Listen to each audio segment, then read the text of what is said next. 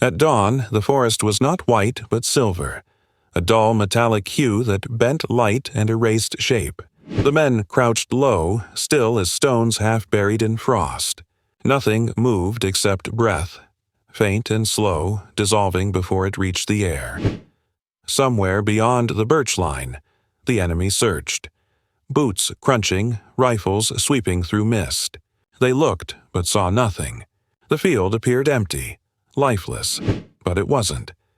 Beneath a thin crust of snow, men waited, wrapped not in fabric but in silence itself. No whisper, no clink of metal, no human rhythm. The cold had stripped them of color, of warmth, of sound, until even the crows overhead passed without alarm. For hours they remained invisible. The German patrol passed within meters, eyes scanning blankness, unaware that death was watching from beneath their boots.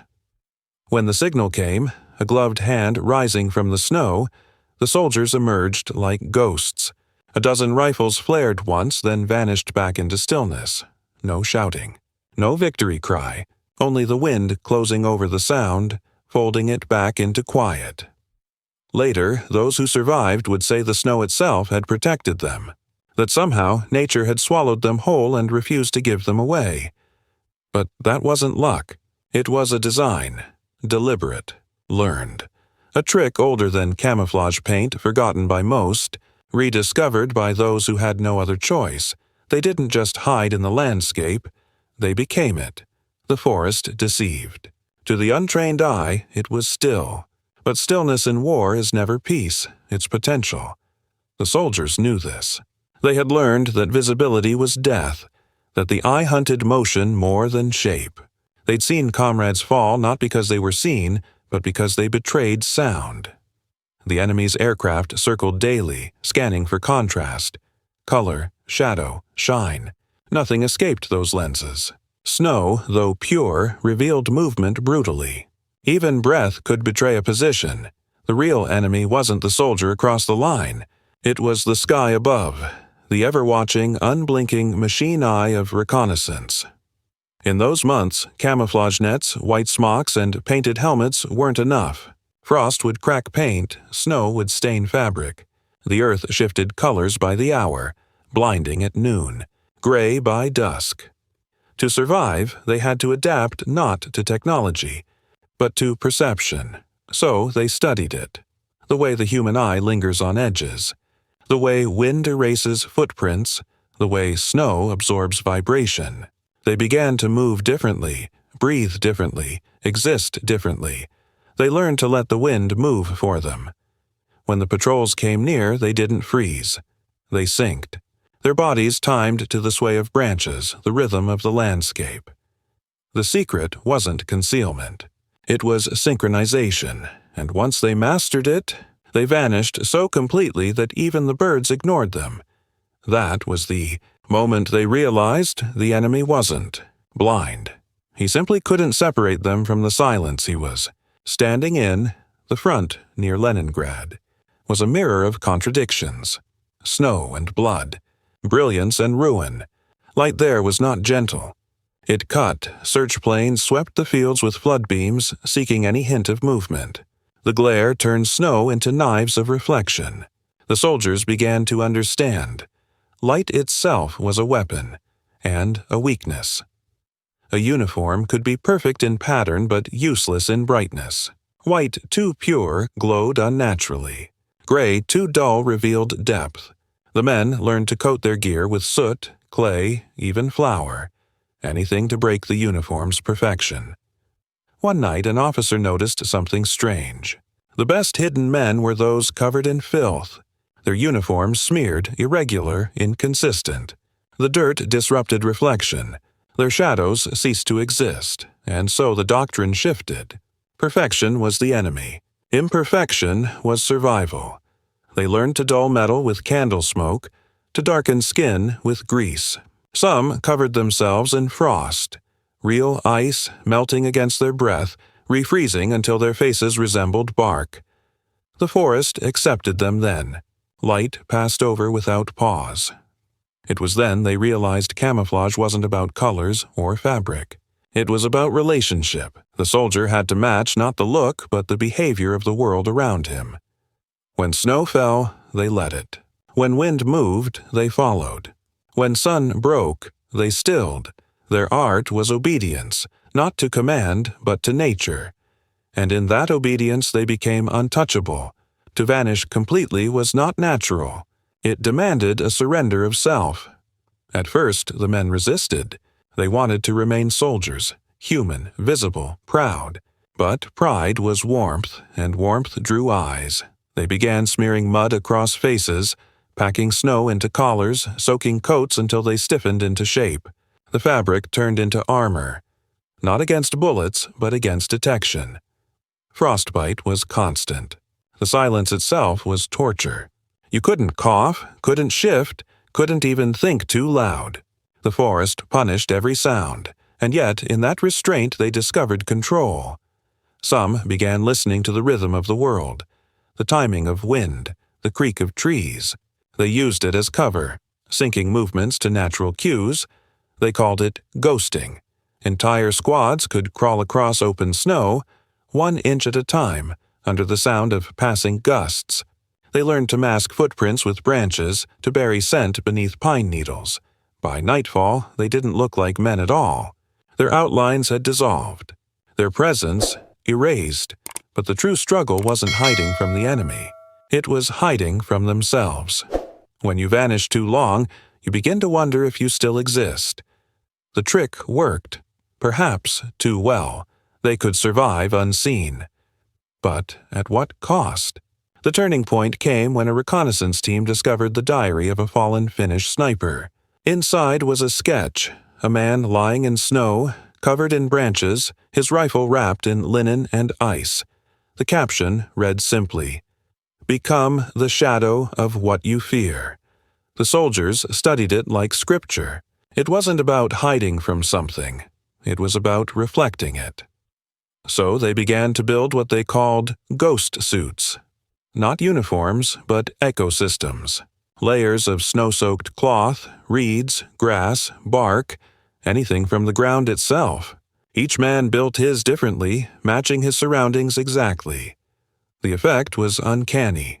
Even up close, they appeared as part of the terrain. When they moved, they didn't break pattern. They shifted it.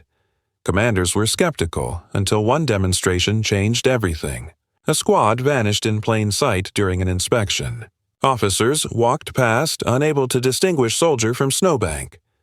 The trick worked because it didn't fight nature. It collaborated with it. They weren't cloaked by fabric, but by understanding. The principle would later inspire entire schools of military concealment. But at that time, it was pure instinct, the wisdom of men too cold and too desperate to believe in luck. And once they learned to blend not only color, but sound and motion, they became the most invisible army the world had ever seen. It became doctrine. Entire units trained in the art of disappearance. They gathered twigs and snow-dusted moss, wove them into suits, rubbed ash and ice into their weapons. Rifles no longer gleamed, they breathed frost. Even the sound of bolts and triggers was muted with grease and cloth. In blizzard or dusk, they were phantoms. Scouts vanished for days, emerging behind enemy lines without a trace. Snipers built nests under fallen logs, invisible even at 10 paces. The trick spread like rumor. Every front, every language. Germans, Soviets, Finns, all refining the art of the unseen. One observer wrote, "They moved like the wind remembers, there, then gone." The battlefield changed. Firepower mattered less than vision. Armies began to measure victory not in ground gained, but in how long they could remain unseen. Modern camouflage patterns, pixelated, chemical, digital, all trace their roots to that era's crude genius. But in 1943, there were no formulas, only instinct, silence, and the humility to learn from the earth, and that humility made them ghosts. After the war, the world forgot the snowfields, but not the trick. It lived quietly in military handbooks, in sniper schools, in films studying motion and perception. Artists borrowed it. hunters refined it. Even engineers designing stealth aircraft studied the same principle. Reduce contrast, break pattern, synchronize with environment. In modern labs, they call it adaptive camouflage. In nature, it's stillness. The science of invisibility was born in mud and fear, not in computers. And yet, today's soldiers use technology to mimic what those men achieved with intuition. Cameras replace eyes. Sensors replace instinct. But the law remains the same. Visibility is vulnerability. I think often of that, how the simplest truths outlive the tools, built to replace them. The old soldiers didn't vanish because they wore better fabric. They vanished because they listened. Better. Vision is pattern recognition. The human eye hunts edges, contrast, motion. Those men, without knowing it, had hacked perception itself. By breaking symmetry, dulling reflection, and syncing movement with background, they bypassed the brain's ability to isolate them as human. Today, we understand the math, wave scattering, light diffusion, spectral reflection. But in 1943, all they had was observation. They noticed snow muted sound by absorbing vibration, that frost diffused shadow, that irregularity created peace. The genius was simplicity, not to hide behind something, but to hide as something. Even modern stealth follows the same logic, disguise through harmony, not absence. Fighter jets deflect radar the way snow once deflected light. It's all the same philosophy, rewritten in metal and math. And yet, nothing is more perfect than silence, the one element you can't design, only practice. They learned that too. When I see modern camouflage, the kind that changes color under sensors, I think of those men lying in snow, covered in bark and breath. We chase technology to master what instinct once knew. But machines can't replicate reverence, the humility required to vanish without conquering what surrounds you. Those soldiers didn't dominate nature. They asked permission from it. The more they disappeared, the more they belonged. In that sense, camouflage wasn't concealment. It was communion.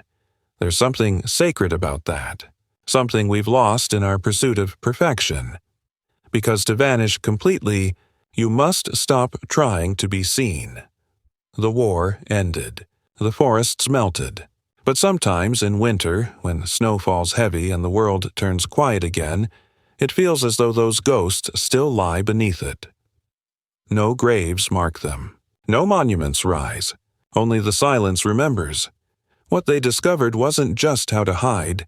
It was how to listen. How to exist so harmoniously with the world that even death could not distinguish you from life. Their legacy isn't in uniforms or medals. It's in the way light bends around humility. Modern soldiers walk with sensors and fibers, yet none are as invisible as the men who became snow itself. Because invisibility was never about hiding. It was about belonging so completely that the world no longer rejects you. They mastered silence, and silence kept them. If stories like this remind you what endurance really means, subscribe and keep these lessons alive.